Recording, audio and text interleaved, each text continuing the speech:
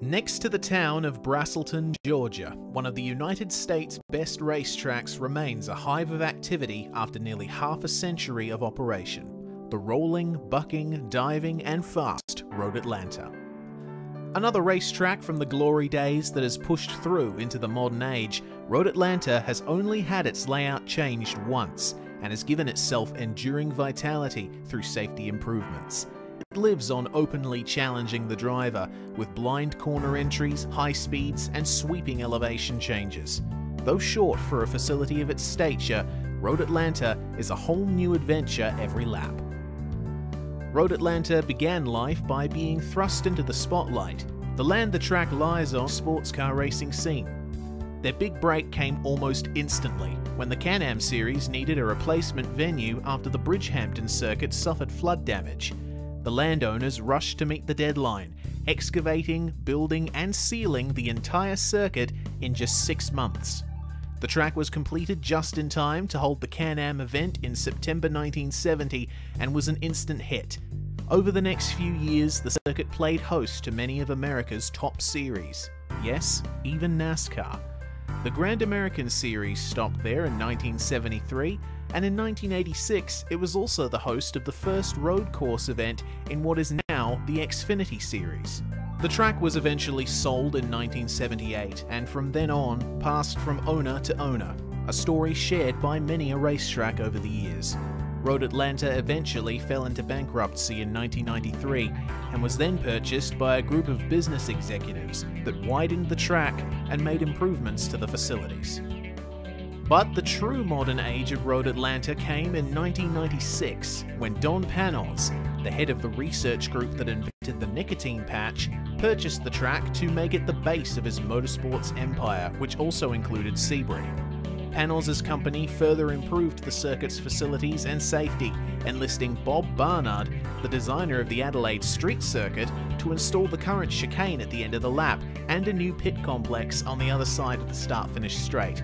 This brought the track up to the FIA's international standards and allowed it to host ever bigger events. The first of these was what is now Road Atlanta's signature event, the Petit Le Mans.